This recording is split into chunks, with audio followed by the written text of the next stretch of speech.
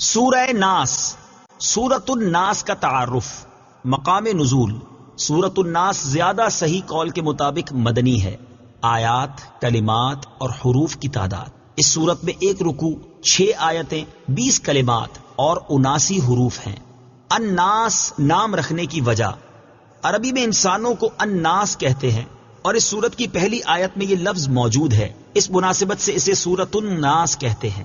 سورۃ الناس کے مضامین: اس سورہ مبارکہ میں ان جنات اور انسانوں سے اللہ تعالیٰ کی پناہ مانگنے کی تعلیم دی گئی ہے جو لوگوں کے دلوں میں وسوسے ڈالتے ہیں۔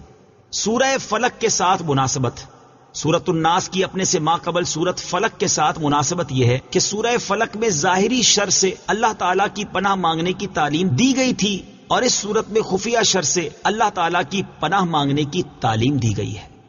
بسم اللہ الرحمن الرحیم۔ ترجمہ: اللہ کے نام سے شروع جو نہایت مہربان رحمت والا ہے۔ قل اعوذ برب الناس ملک الناس الہ الناس من شر الوسواس الخناس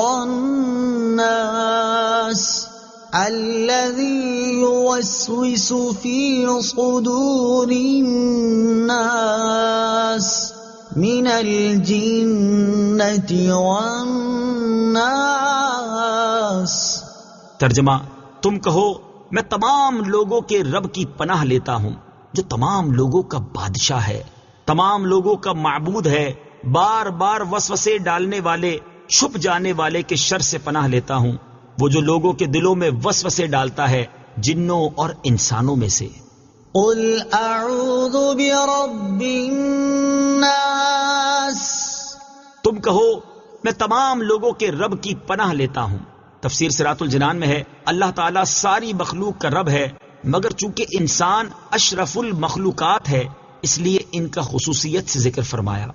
انسان کی عظمت و شرافت: اس سے انسان کی عظمت و شرافت بھی معلوم ہوئی کہ بطور خاص اللہ تعالیٰ نے اپنی ربوبیت کی نسبت اس کی طرف فرمائی۔ علماء نے یہاں یہ نقطہ بیان فرمایا ہے کہ اس صورت میں 5 مرتبہ لفظ الناس آیا ہے۔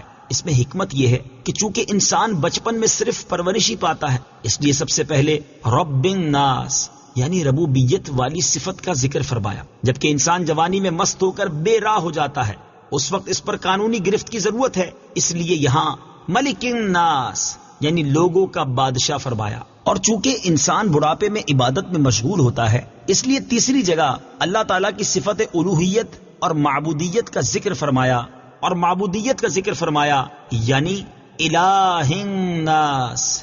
چوتھی جگہ الناس سے صالحین مراد ہو سکتے ہیں کہ شیطان عموماً انہیں ہی وسوسوں کے ذریعے عبادت سے ہٹانے کی کوشش کرتا ہے۔ اور 5ویں جگہ الناس سے مراد شر پسند اور فسادی لوگ ہو سکتے ہیں کہ وہاں لوگوں کے شر سے پناہ مانگی گئی ہے۔ ملک الناس، تمام لوگوں کا بادشاہ۔ تفسیر صراط الجنان میں ہے یعنی ان کے کاموں کی تدبیر فرمانے والا ہے اور سب کا حقیقی حاکم و مالک، کہ دنیا میں بھی کسی کو حکومت و ملکیت ملے تو اسی کی عطا سے ملتی ہے۔ الہ الناس، تمام لوگوں کا معبود۔ تفسیر صراط الجنان میں ہے معبود ہونا اسی کے ساتھ خاص ہے اور سارے لوگوں کا حقیقی معبود وہی ہے۔ من شر الوسواس الخناس، بار بار وسوسے ڈالنے والے، چھپ جانے والے کے شر سے۔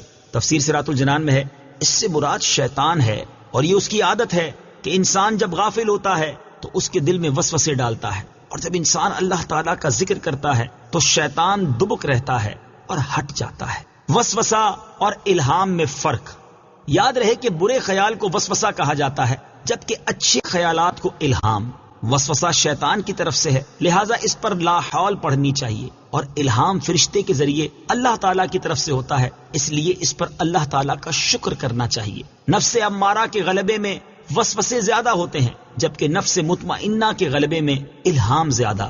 شیطان ہمارا ایسا دشمن ہے جو ہمیں نظر نہیں آتا، یعنی وہ ہمیں دیکھتا ہے اور ہم اسے نہیں دیکھتے، لہٰذا اس طاقت والے رب عز و جل کی پناہ مانگو جو اسے دیکھتا ہے اور وہ رب عز و جل کو نہیں دیکھتا، کبھی دشمن سے کبھی رب عز و جل کی پناہ مانگو۔ الذي يوسوس في صدور الناس، وہ جو لوگوں کے دلوں میں وسوسے ڈالتے ہیں، یعنی شیطان زبان و آواز سے نہیں بہکاتا بلکہ براہ راست دل میں اثر ڈالتا ہے، بری چیز کو اچھی کر دکھاتا ہے، خود دشمن ہے مگر دوستی کے لباس میں آتا ہے، پھر جیسا انسان ہو ویسا ہی اسے وسوسہ ڈالتا ہے۔ من الجنة والناس، جنوں اور انسانوں میں سے۔ تفسیر صراط الجنان میں ہے یہ بیان ہے وسوسے ڈالنے والے شیطان کا کہ وہ جنوں میں سے بھی ہوتا ہے اور انسانوں میں سے بھی۔ جیسے شیاطین جن انسانوں کو وسوسے میں ڈالتے ہیں، ایسے ہی شیاطین انسان بھی ناسے بن کر آدمی کے دل میں وسوسے ڈالتے ہیں۔ پھر اگر آدمی ان وسوسوں کو مانتا ہے تو اس کا سلسلہ بڑھ جاتا ہے اور وہ خوب گمراہ کرتے ہیں، اور اگر اس سے متنفر ہوتا ہے تو ہٹ جاتے ہیں اور دبک رہتے ہیں۔ جنوں اور انسانوں کے شیاطین سے پناہ مانگے۔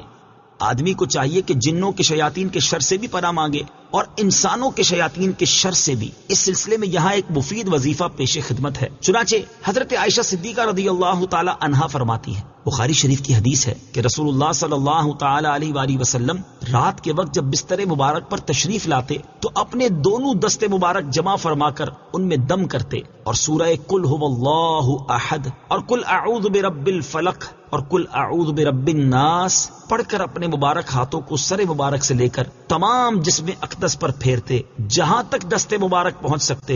یہ عمل 3 مرتبہ فرماتے۔ حضرت عبداللہ بن خبیب رضی اللہ تعالیٰ عنہ فرماتے ہیں، ہم پر ہلکی بارش ہوئی اور اس وقت اندھیرا چھایا ہوا تھا اور ہم نبی کریم صلی اللہ تعالیٰ علیہ وسلم کا انتظار کر رہے تھے تاکہ وہ آ کر ہمیں نماز پڑھائیں۔ پھر حضور پرنور صلی اللہ تعالیٰ علیہ وسلم ہمیں نماز پڑھانے کے لیے تشریف لائے اور ارشاد فرمایا پڑھو۔ میں نے عرض کی کیا پڑھوں؟ ارشاد فرمایا صبح و شام 3 بار قل هو اللہ احد اور قل اعوذ برب الفلق اور قل اعوذ برب الناس پڑھو۔ ان کی تلاوت کرنا تمہیں ہر بری چیز سے بچائے گا۔ اللہ تعالیٰ سے دعا ہے کہ اس تفسیر کو عوام اور خواص سبھی مسلمانوں کے لیے نفع بخش اور فائدہ مند بنائے اور اسے مسلمانوں کی اعتقادی، علمی اور عملی اصلاح کا بہترین ذریعہ بنائے، اور اس کے صدقے میرے والدین، میرے عزیز رشتہ داروں، اساتذہ کرام، دوست احباب، دیگر متعلقین اور معاونین کی بے حساب بخشش و مغفرت فرمائے، آمین ثم آمین۔ صدق اللہ العظیم۔